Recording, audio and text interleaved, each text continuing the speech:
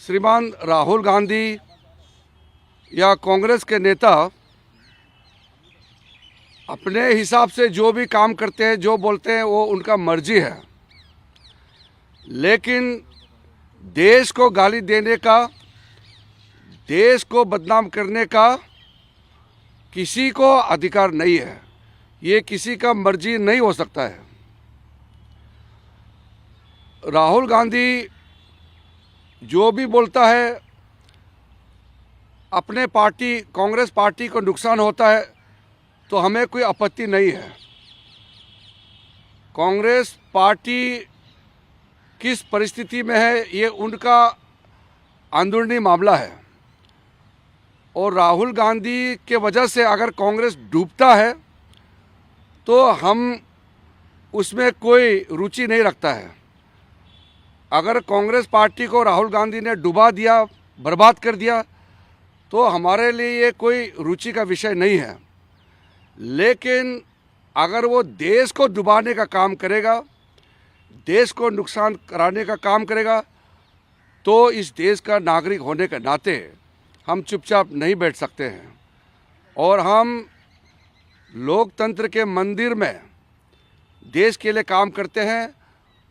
उस लोकतंत्र के पार्लियामेंट के मेंबर होने के नाते अगर हम चुपचाप बैठेंगे, कोई देश को गाली देगा तो ये देश कभी माफ़ नहीं करेगा।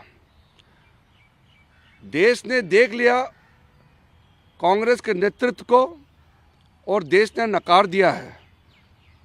तो देश के वासी अगर राहुल गांधी को, कांग्रेस पार्टी को सपोर्ट नहीं करते हैं तो ये हमारा गलती नहीं है, पार्लियामेंट का भी गलती नहीं है। लेकिन क्योंकि देश के लोगों ने कांग्रेस को नकार दिया है, राहुल गांधी को नकार दिया है, तो इसका मतलब ये नहीं होना चाहिए कि देश को ही बदनाम करे, हमारे लोकतंत्र व्यवस्था को गाली दे, हमारे पार्लियामेंट संसद को नीचा दिखाने के लिए विदेश में जाकर के अनाप शनाप बातें करे। ये हम कभी भी मंजूर नहीं करेंगे और हम चुपचाप नहीं बैठेंगे। मैं बहुत डिटेल से राहुल गांधी ने जो बात लंदन में जाके कही है वो आप सबको मालूम है, इसलिए मैं बहुत नहीं दोहराऊंगा। लेकिन दो बातें मैं बहुत ही क्लियर शब्दों से मैं कहना चाहता हूं। राहुल गांधी ने लंदन में जाके झूठ बोला। इस बजट सेशन के पहली पार्ट में आप सबने देखा है, देश वालों ने देखा है, राहुल गांधी ने भाषण दिया। कांग्रेस पार्टी के जितने तय समय हैं उससे भी ज़्यादा उन्होंने बोला, और इतना अनाप शनाप बातें उन्होंने पार्लियामेंट में बोला, झूठ बोला पार्लियामेंट में। पार्लियामेंट में रूल को ताक में रख करके उन्होंने बेकार की बातों को पार्लियामेंट के सदन में बोला, और फिर लंदन में जाके बोलता है कि उनको पार्लियामेंट में बोलना नहीं दिया जाता है। इस तरह का झूठ, ये हमारा देश के लिए बहुत नुकसान होता है। दूसरा, राहुल गांधी ने कहा कि यहाँ कॉलेजों में, यूनिवर्सिटी में जाकर के वो भाषण भी नहीं दे सकते हैं। देश में कहीं भी जाकर के कुछ भी बात नहीं कर सकते हैं, रोक दिया जाता है। आप सबने देखा है, उन्होंने यात्रा किया, अपने ही विचार से मिलने वालों का एक झुंड लेकर के उन्होंने यात्रा किया, और हर दिन सुबह शाम बोलते रहा, हर समय बोलते रहा। फिर विदेश में जाके बोलते हैं कि इंडिया में बोलने का आज़ादी नहीं है।